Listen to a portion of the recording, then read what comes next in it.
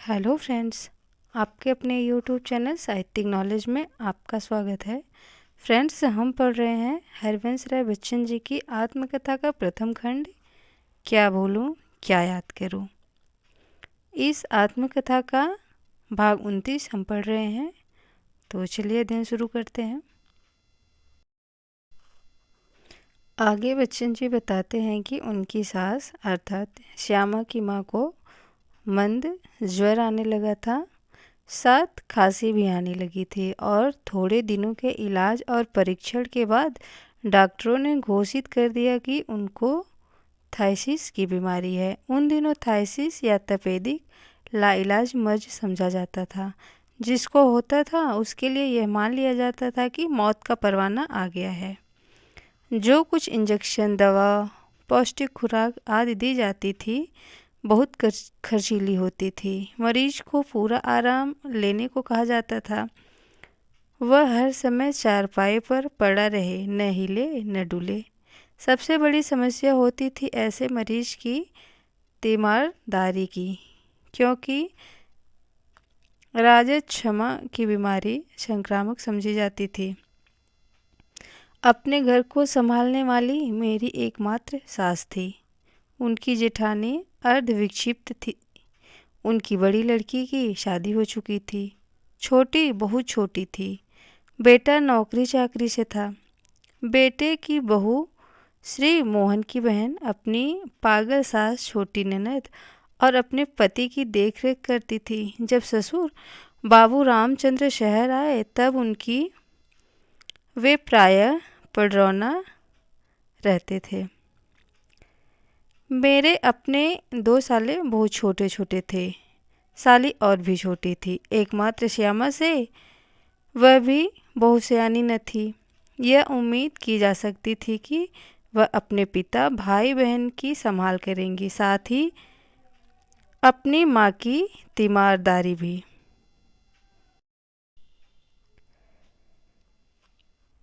जिन दिनों में बीए प्रथम वर्ष में था, पिताजी की इच्छा थी कि श्यामा को थोड़े दिनों के लिए घर बुला ले, पर मेरी सास की बीमारी के बारे में जानकर और वहाँ श्यामा की उपस्थिति की अनिवार्यता समझकर उन्होंने यह प्रस्ताव बाबू राम किशोर के सम्मुख न रखा। श्यामा को अपनी माँ से बड़ा प्रेम था। माँ के लिए भी वे बेटी से अधिक उनकी साथिन थी। श्यामा ने सारे घर का दायित्व अपने ऊपर लिया। अपने पिता को वे दफ्तर जाने के समय पर खाना बनाकर खिला देती, भाइयों को वक्त से खिला पिलाकर स्कूल भेज देती। बहन तो तब तक घर पर ही खेलती कूदती थी। माँ चारपाई छोड़ती न थी। उनकी सारी ज़रूरतें पूरी कराती, उनको समय समय पर दवा दारू देती, उनका बुखार लेती, बुखार अर्थात देखती कि बुखार है या नहीं है। उनके चारों ओर सफाई रखती और उनको सब प्रकार से संतुष्ट और प्रसन्न रखने का प्रयत्न करती। उनकी बीमारी लंबी चली और लगभग 2 वर्ष तक आशा निराशा की आंख मिचौली होती रही। बाबू रामकिशोर रुपया पैसा पानी की तरह बहा रहे थे। श्यामा तनमन से उनकी सेवा शुश्रूषा में तत्पर थी। कभी लगता वे अच्छी हो रही हैं, लेकिन फिर तबीयत अचानक खराब हो जाती। लगता 2-4 दिन भी चलना मुश्किल होगा, पर फिर उनकी तबीयत में धीरे धीरे सुधार होने लगता। एक डॉक्टर की दवा से लाभ होता न दिखता तो दूसरा डॉक्टर बुलाया जाता, फिर तीसरा। फिर कुछ दिन हकीमों का इलाज हुआ। अंत में वैद्यों की शरण ली गई, पर उनकी हालत गिरती ही गई। जब से मेरी सास बीमार हुई थी, जमाता को निमंत्रण देकर बुलाने की औपचारिकता समाप्त हो गई थी। मैं प्रायः प्रति सप्ताह अपनी सास को देखने जाता था।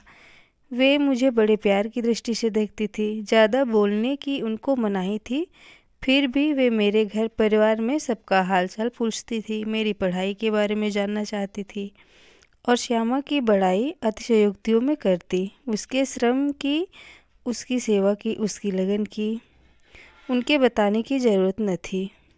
मैं अपनी आंखों से देखता था। वे इस विश्वास से अपनी माँ की सेवा करती थी कि वे उनको निश्चय बचा लेंगी। अंतिम दिनों में तो मेरी सास कहने लगी थी कि मैं मरती भी नहीं, मर भी जाती तो श्यामा को कुछ आराम मिलता। मेरी सेवा से वह चूर हुई जाती है। मुझे श्यामा को देखकर आश्चर्य होता। न कभी मैं उसे थका देखता, न खिन्न, सर्वदा प्रसन्न मुख। अपनी माँ और परिवार के लोगों की सुविधा के ध्यान में अपने को भूली। कभी कभी माँ की आंख लग जाती या वे जानबूझकर सोने का अभिनय करती तो श्यामा के साथ मुझे 2 क्षण एकांत में मिल जाते। कभी कभी वह मुझसे कहती, काश मैं आपके पास होती, आप दिन भर के काम से थक कर सोने जाते तो मैं आपकी सेवा करती। पर जो मैं आपके पास नहीं हूँ, इसमें भी शायद कोई भलाई है। आप अपना सारा ध्यान पढ़ाई की तरफ लगा सकते होंगे। मैं कहता, तुम ऐसा सोचती हो? मेरा ध्यान तो तुम्हारे पास रहता है। मैं जानता हूँ तुम्हारी ज़रूरत माँ के पास है। न तुम मेरे पास आने की स्थिति में हो, न मैं तुम्हें अपने पास बुलाने की स्थिति में हूँ। आशा है माँ एक दिन अच्छी होंगी। हालांकि मैं भीतर भीतर यह जानता था कि माँ अब अच्छी नहीं होंगी और तुम्हें खुशी खुशी मेरे घर के लिए विदा कर सकेंगी। वह मेरी बात को आधे विश्वास आधे अविश्वास से सुनती। शायद उसके मन में भी कुछ संदेह होने लगा था कि माँ अब नहीं बचेंगी। हम दोनों एक तनाव किसी मन स्थिति में एक दूसरे से विदा होते। हमारे शब्दों में कुछ और होता, मन में कुछ और एक दिन माँ के दुनिया से विदा होने का समय आ गया। उनकी चेतना अंतिम समय तक बनी थी। छोटी बेटी और छोटे बेटे को उन्होंने पास बुलाया और आशीष देकर उन्हें दूर हटा देने को कहा। श्यामा को और मुझे भी उन्होंने आशीष दिया। श्यामा के प्रति कृतज्ञता के शब्द उनके मुख से नहीं निकल सके। उसे उनके अंतिम आंसुओं ने व्यक्त किया। अपने पति से उन्होंने कहा कि अब मैं झुक मुड़ नहीं सकती, जरा अपना पाँव मेरी खाट पर रख दो। मैं अंतिम बार उन्हें छूकर विदा लेना चाहती हूँ। बड़ा गंभीर क्षण था। मेरे ससुर ने पास की कुर्सी पर बैठकर अपने पाँव ऊपर किए और माँ का एक हाथ उनके चरणों तक पहुँचा कि उनके प्राण निकल गए। न बाबू रामकिशोर के पास रुपए काम आए, न श्यामा की तनतोड़ सेवा। मौत अपना काम कर गई थी। किसी तरह का संतोष था तो इस बात का कि सब तरह की दवा दरमद करा ली गई थी। मौत का इलाज तो नहीं बना। माँ की मौत से श्यामा को धक्का लगा। उसने भीतर भीतर सहा। अपनी छोटी बहन और भाइयों का मुंह देखा और एक बार रोई, चिल्लाई न उसने एक आंसू गिराया। मैं उसकी दृढ़ता पर दंग रह गया। मैं अपने आंसू नहीं रोक सका। करकल और चंपा की असामयिक और मर्मवेधी मृत्यु के बाद चक पर कोई ऐसा न था जिससे मेरा घनिष्ठ हार्दिक संबंध हो। रुचि का संबंध मेरा बद्रीनाथ शातिर से था। जिले के किसी गांव के रहने वाले थे। बचपन में ही माता पिता की मृत्यु हो गई थी। कुछ प्रतिभा देख उनके चाचा उन्हें पढ़ाने के लिए शहर लाए थे और वे मोहल्ले के ही एक कायस्थ परिवार में रहते थे। लड़कपन से ही उन्हें उर्दू शायरी में रुचि थी और बात को वे कुछ कहने भी लगे थे। अपने को हजरते दाग की खास शागिर्द नाखुशदार सुखद नो नारवी के शिष्य सुखदेव प्रसाद विस्मिल इलाहाबादी का चेला कहते थे। उनकी कविताओं का शायद पहला संकलन संगम की लहरें इसी नाम से अभी थोड़े ही दिन हुए हैं नागरी अक्षरों में प्रकाशित हुआ है। लड़कपन और शुरू जवानी के दिनों में उन्होंने बहुत से प्रसिद्ध शायरों के कलाम उनसे सुनने की मुझे स्मृति है।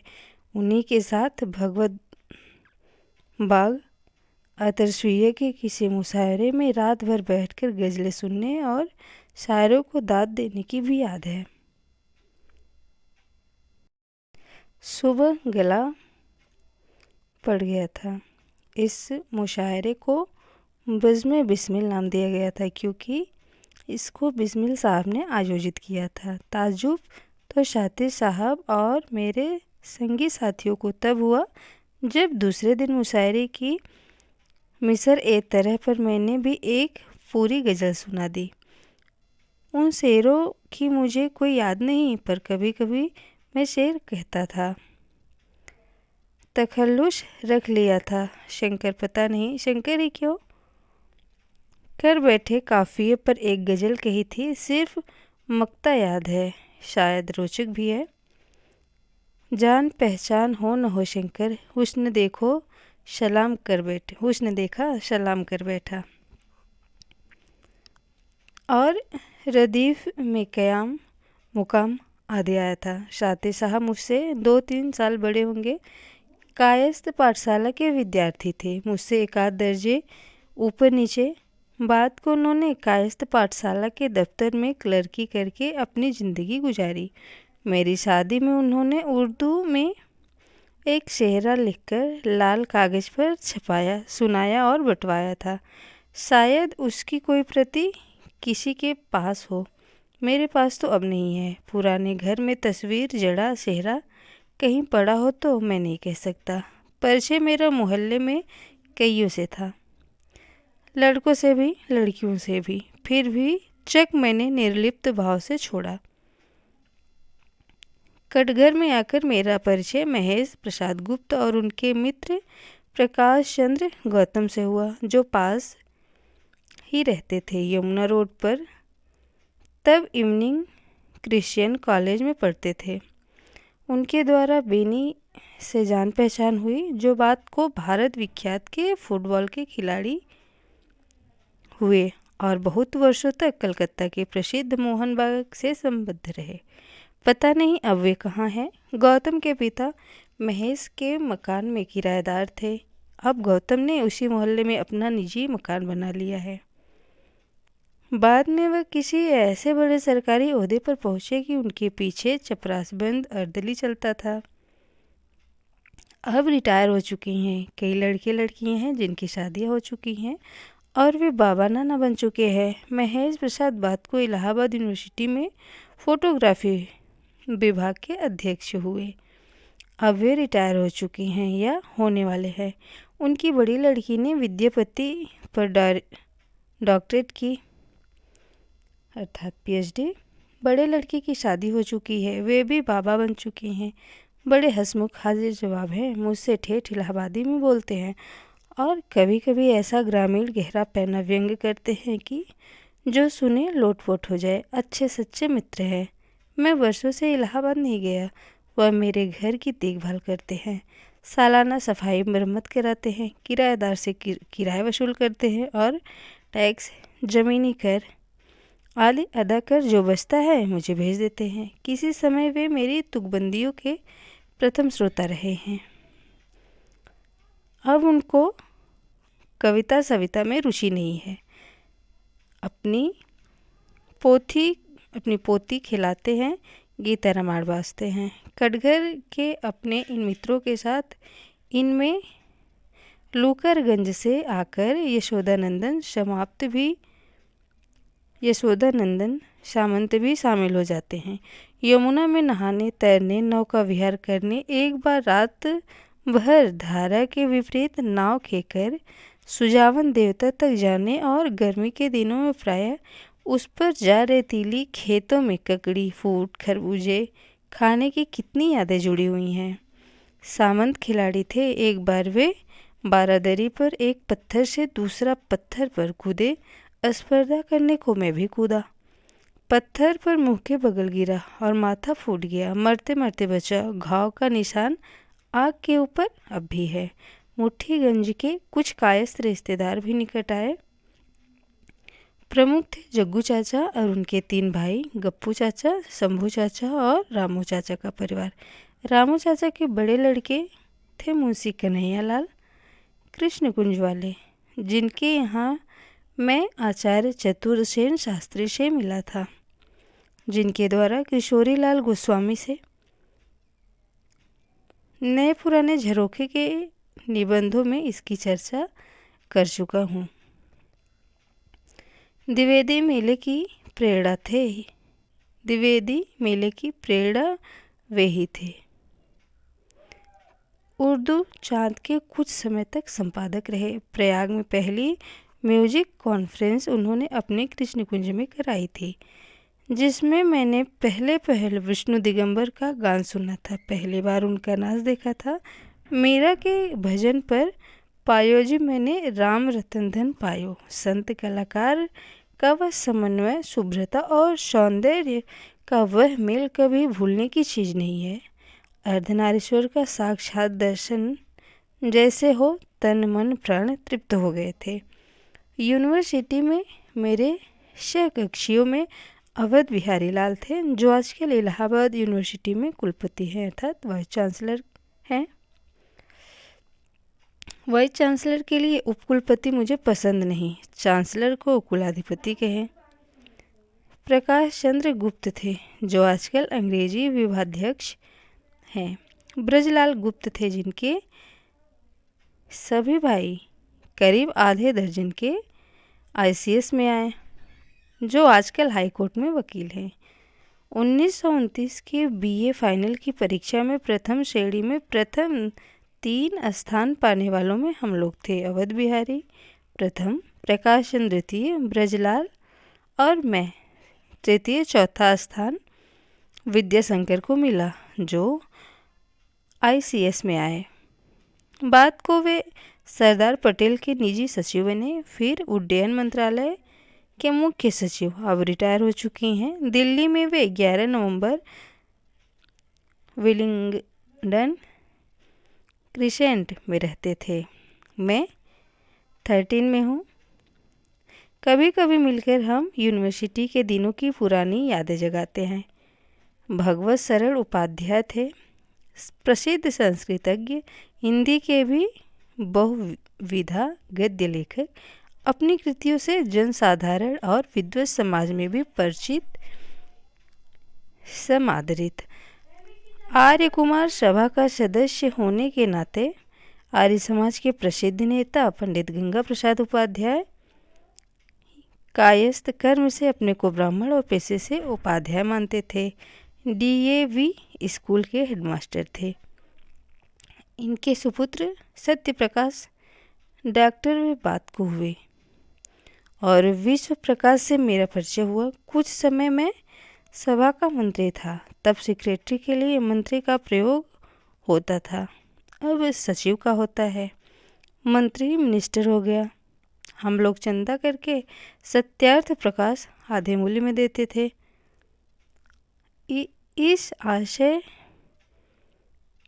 से कि एक स्लिप पुस्तक की चिपकी रहती थी, उस पर मंत्री जी की जगह मेरा नाम छपता था।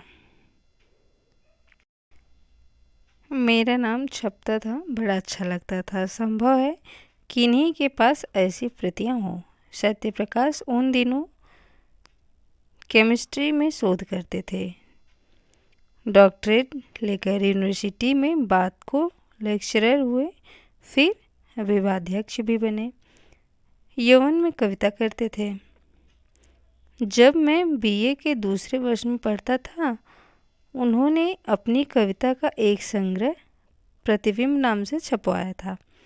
भूमिका अंग्रेजी में लिखी थी। वाद चलाने के महत्वाकांक्षी थे। छायावाद की टक्कर में बिंबवाद, जिसकी उन्होंने अपनी भूमिका में बड़ी वकालत की थी, पर चला नहीं।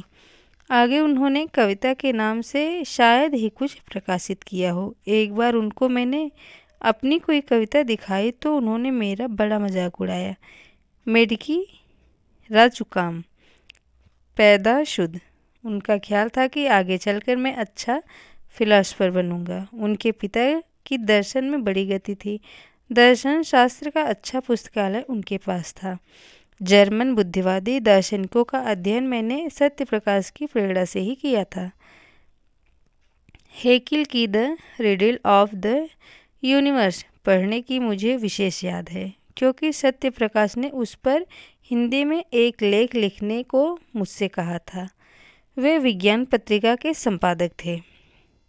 हिंदी की सबसे पहली विज्ञान पत्रिका की शायद बंद हो गई है। अब उन्होंने मेरा लेख उसमें छापा था। हेकिल मनुष्य में आत्मा की सत्ता नहीं मानता।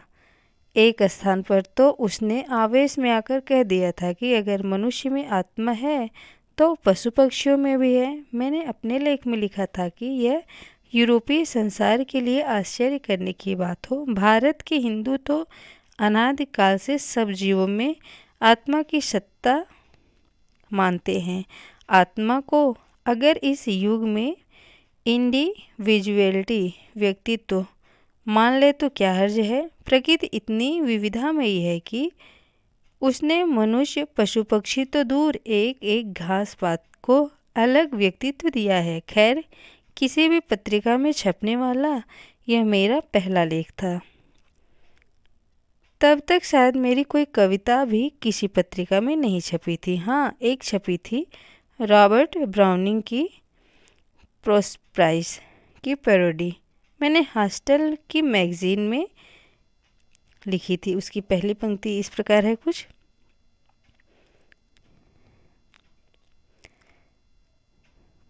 जब वह मैंने किसी सभा में सुनाई थी तब विद्यार्थी जनता की कितनी वाहवाही मुझे मिली थी।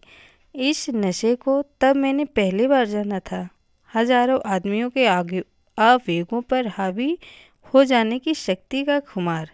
बाद को इसे मैंने मधुशाला के कवि के रूप में जाना, इतना जाना कि उससे ऊब गया। खतरनाक चीज़ है। राजनीतिज्ञ इसी पर उतराता है, कवि इसमें डूब जाता है। बचने का उपाय सिर्फ एक है, कवि अपने में डूबा रहे। विश्व प्रकाश ने अपने पिता के कला प्रेम से बालकों के लिए चमचम नाम की पत्रिका निकाली थी। उसमें मैंने बच्चों के लिए एक नाटक लिखा था, अंधे लंगड़े की कथा पर आधारित, जिन्हें गांव वाले आग लगने पर छोड़कर भाग गए थे और वे एक दूसरे की सहायता से बच गए थे।